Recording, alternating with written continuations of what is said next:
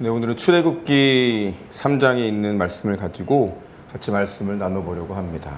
이 부분은 모세의 소명 기사가 나와 있는 부분이고, 또 우리 출애굽기를 배경으로 하는 그런 장이 됩니다.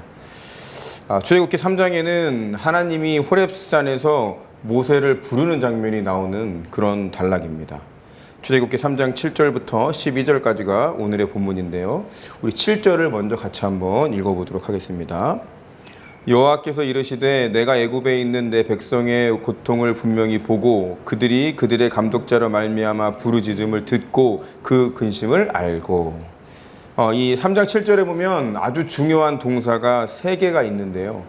그건 바로 안다, 그리고 듣다, 보다 라는 동사입니다. 이 안다라는 말은 단순히 어떤 것을 인식해서 내가 알게 됐다라는 의미만 있는 것이 아닙니다. 이 본문에 보면 하나님께서는 백성의 고통을 보고 듣고 그로 인해 고통을 알게 된 그런 사실을 밝히시고 계신데, 여기서 말하는 알다라는 단어는 단순히 알다라는 개념보다는 보고 들음을 통해서 공감하게 됐다, 너희들의 어떤 것과 교감하게 됐다라는 의미를 가지고 있다라고 생각해야 될 것 같습니다. 하나님께서는 고통을 알고 그 고통을 본인의 것으로 삼았다라는 말이 되겠죠. 오늘 본문의 히브리어의 안다라는 의미의 단어는 우리가 많이 들어본 야다라는 단어인데요. 야다라는 단어는 알다, 교감하다, 공감하다라는 뜻입니다. 이것은 머리로만 아는 지식을 말하는 것이 아니라 몸으로 안다, 몸으로 느낀다라는 의미입니다. 창세기 4장 1절에도 보면 아담이 그의 아내 하와와 동침하매라는 말이 나오는데, 이 동침하다라는 단어 역시 야다라는 단어로 쓰였습니다. 그러니까 남녀가 서로 안다라는 것은 어떤 의미냐면 그 사람의 이름도 알고 성격도 알고 얼굴도 알고 또 몸으로도 서로 알고 있다라는 것을 의미하는 것이라고 볼 수 있겠죠.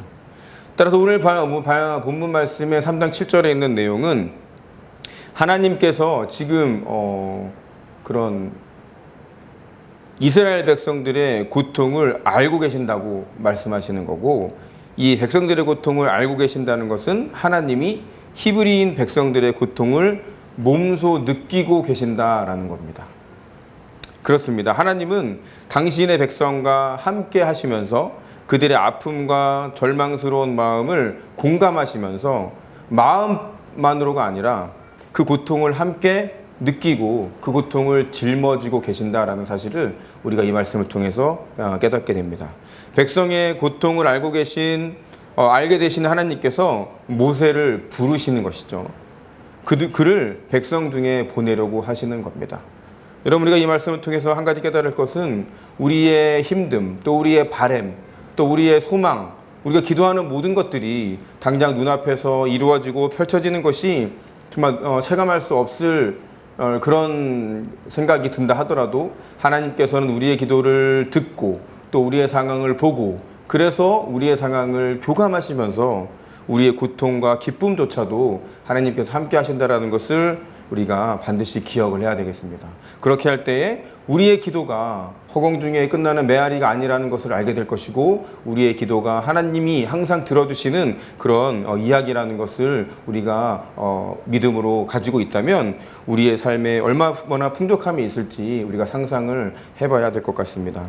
이스라엘 백성 역시 얼마나 많은 기도를 했고 얼마나 오랜 시간 동안 이렇게 식민지 생활을 하고 있어요. 이렇게 노예 생활을 하고 있어요.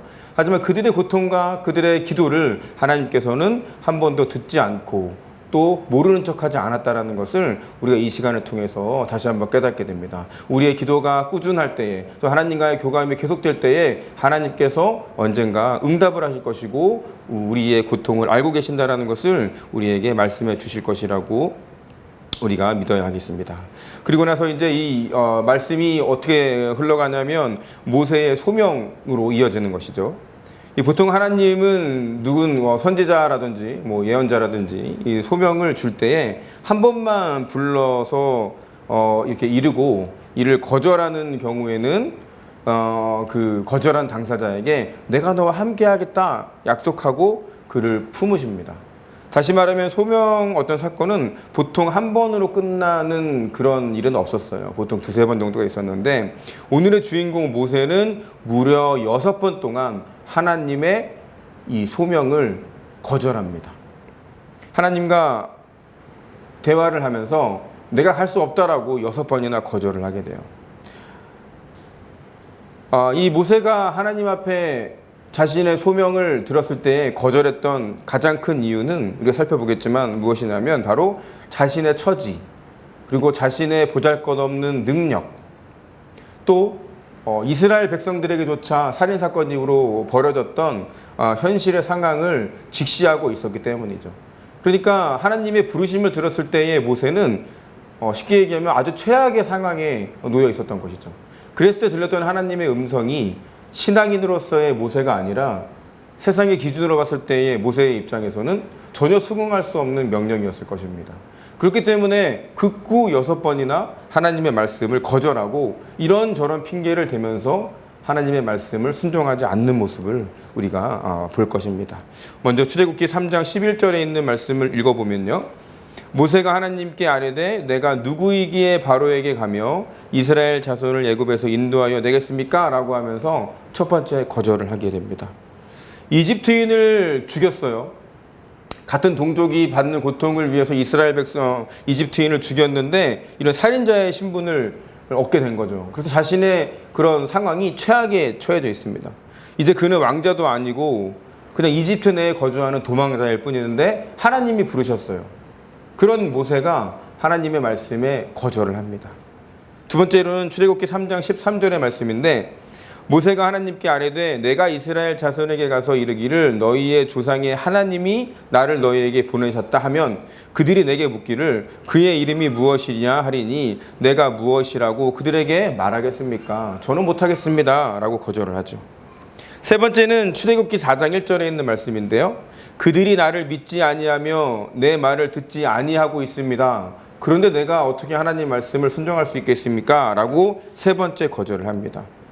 출애굽기 2장에서 보면 모세가 이집트인을 죽이고 그 이후에 다시 히브리인들로부터 다시 이렇게 거절을 당하고 그렇게 되자 모세는 이스라엘 백성들의 반응이 두려웠던 거예요.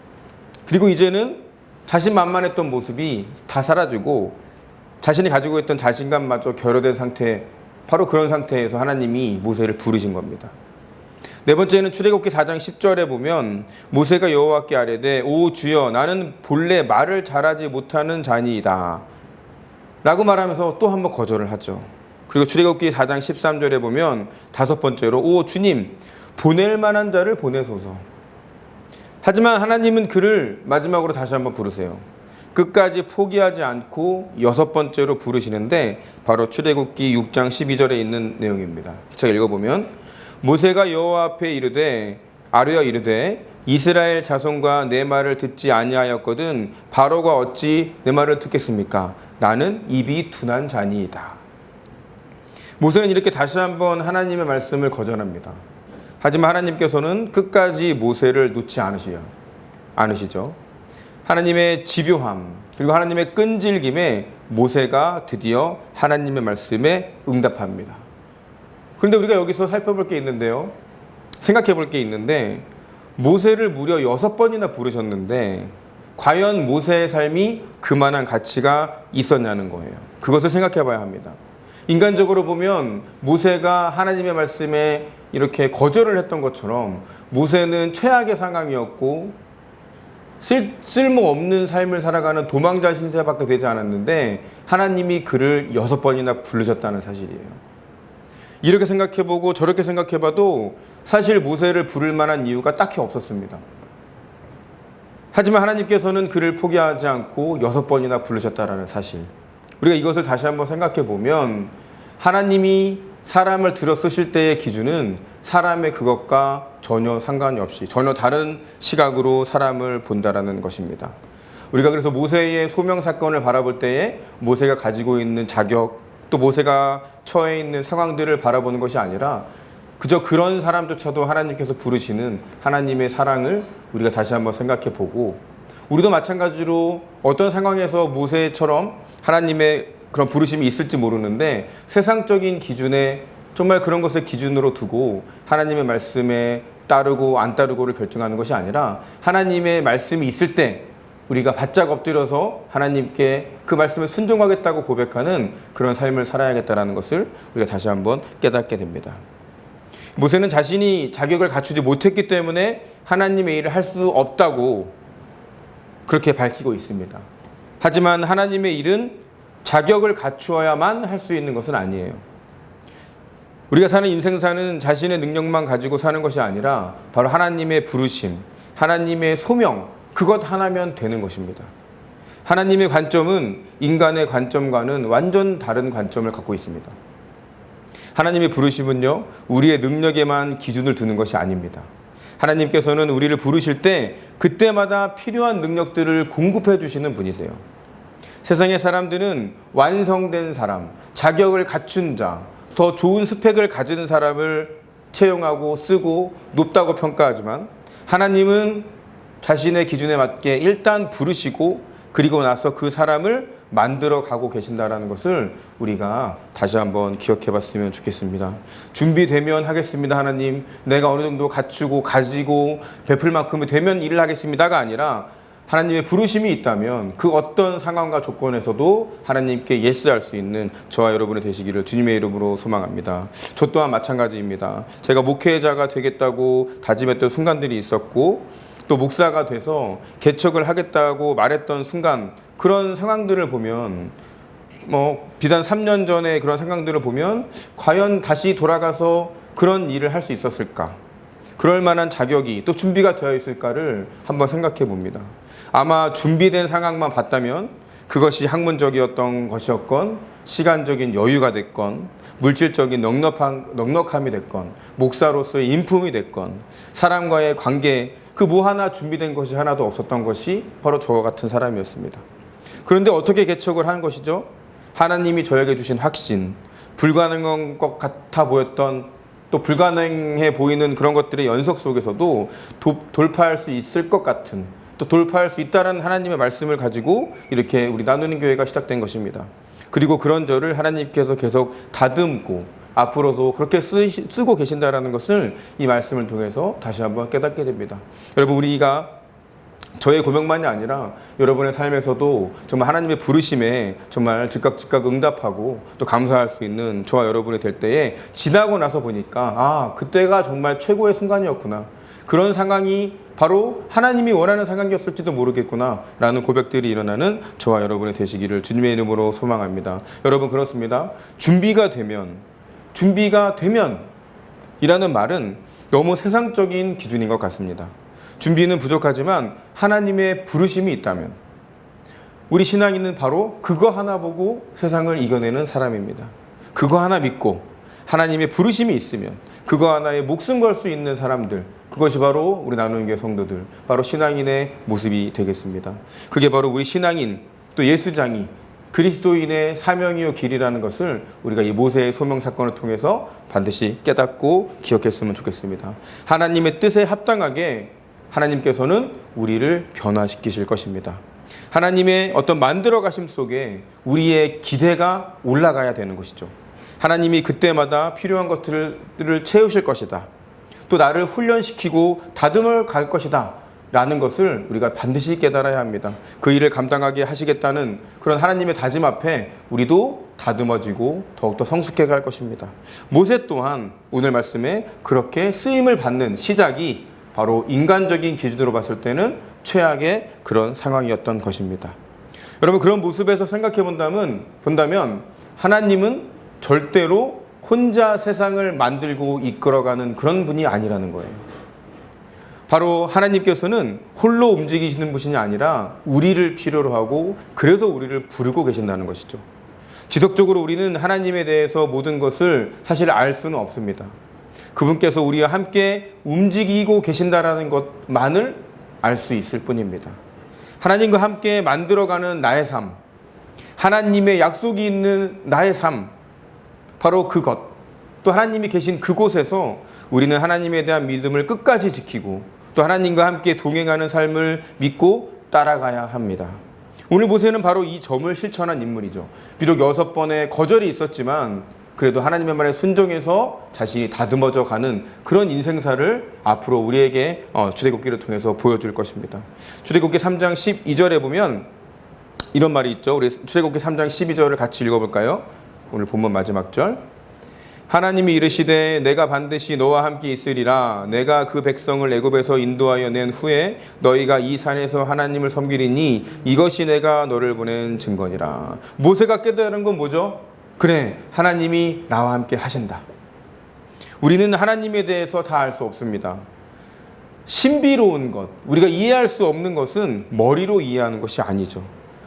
다만 신비로운 하나님의 존재 앞에 우리는 그저 고개 숙이고 두려워 떨 수 있을 뿐입니다. 하나님의 뜻은 우리의 이해력이 닿지 않는 그 어떤 곳, 그 이면에 존재하는 것이기 때문이고 그럴 때가 사실 너무나 많습니다. 아, 하나님이 이래서 나를 그때 그렇게 하셨구나, 지금 이렇게 부르시구나 라는 경험들이 우리의 삶에 쌓여갈 뿐이고 그런 경험이 쌓여가면 하나님에 대한 공부가 더욱더 깊어지는 것입니다. 신학을 한다고 해서 중책을 맡는다고 해서 목사가 된다고 해서 하는 것이 아니라 우리의 삶 속에서 하나님의 인도하심이 쌓여가고 경험이 많아질 때 우리가 하나님을 더욱더 알게 되는 것입니다. 그렇게 깊어지는 하나님에 대한 이해가 또 친밀감이 하나님에 대한 더 큰 믿음이 될 것입니다. 오늘의 말씀이 우리의 신앙에 큰 도전이 되고 위안이 됐으면 좋겠습니다. 오늘의 말씀을 간단하게 맞추려고 합니다. 3가지 정도로 정리해 볼 수 있는데요. 모세를 부르기 전에 하나님은 자신들의 그 이스라엘 백성들의 삶을 보고 듣고 알고 계신 분이라고 했습니다. 알다라는 의미는 머리로 그저 사실을 인지한다라는 뜻이 아니라 상대방의 모든 것에 공감한다, 그와 교감한다라는 뜻입니다. 하나님이 우리의 삶에 공감하고 계시다라는 것을 우리가 이해하길 바랍니다. 우리 삶의 희노애락을 주관하시는 하나님이 우리의 희노애락을 알고 계신다는 사실을 우리가 잊지 말아야 할 것입니다. 우리의 삶에 공감하시는 하나님, 우리의 삶의 문제들을 몸소 교감하는 그런 하나님의 존재를 잊지 않는다면 우리가 인생의 절반도 모르고 사는 그런 결과는 결코 없을 것입니다. 모든 것을 교감하고 계신 하나님을 삶에서 느끼고 체험할 수 있으시길 주님의 이름으로 축원합니다. 둘째는 여러분이 우리 삶을 위해서 우리가 준비할 것도 있지만 가장 중요한 것은 하나님이 부르심의 때가 있다는 사실을 잊지 말아야 합니다. 모세를 부르셨을 때 사실 모세의 상황은 최악이라고 그랬죠. 심지어 나이는 또 엄청 많았어요. 하지만 부르심의 때는 하나님이 정한 때라는 것입니다. 이 사실을 우리가 잊지 말아야 합니다. 부름의 시기는 우리가 정하는 것이 아니라 나이가 문제가 아니라 재력이 문제가 아니라 체력이 문제가 아니라 지식이 문제가 아니라는 것입니다. 부르심의 시기는 우리가 알 수 없습니다. 너무 풋내기라서 세상 사람들이 비웃을 것 같아서 그럴 때 하나님의 부르심이 있을 수도 있는 것이죠. 반대로 너무 나이가 너무 많아버렸는데 내가 이 세상을 정리하는 황혼기에 들어왔는데 이런 나이에 내게 갑자기 이런 마음을 주시다니, 이런 것도 있을 수 있다는 거예요. 나이가 문제가 아니라 하나님의 시기는 우리가 예측할 수 없다는 것을 이 말씀을 통해서 또 한번 기억해 봤으면 좋겠습니다. 사랑하는 성도 여러분, 준비가 덜 되어 있을 것 같아도 이제 모든 게 시들고 세상에서 할 수 있는 일들이 점점 없어져 버린 인생 같은 순간에도 하나님은 우리를 불러서 함께 일하고 싶어 하시는 그런 분이십니다. 이 사실을 꼭 기억하십시오. 일의 때와 자격과 나이, 모든 것은 하나님의 기준이 우리의 기준보다 항상 옳은 거예요. 세 번째로, 우리를 그렇게 부르신 하나님은 다행히도 우리와 늘 동행하고 계셨고 동행하실 것이라는 약속을 주셨다는 것입니다. 우리가 이 사실을 잊지 말아야 합니다. 하나님의 신비를 그저 성경에 쓰여진 옛날 일들로만 치부해 버린다거나 또 삶에서 직접 체험하는 그런 삶이 없다라고 하면 우리 삶의 절반을 잃어버리는 것과 같다고 했습니다. 늘 우리 곁에 계시는 하나님을 인지하고 그분께 맡기고 감사하고 또 그것을 위해 성과를 내는 우리 삶이 되기 위해서 하나님의 임재 또 동행하심을 늘 느끼는, 영적으로 늘 민감할 수 있도록 노력하는 우리가 되기를 주님의 이름으로 축원합니다. 끊임없이 기도하고 말하고 듣고 행동하는 그런 여러분이 되는 그런 일주일이 또 내 삶이 되기를 주님의 이름으로 축원합니다.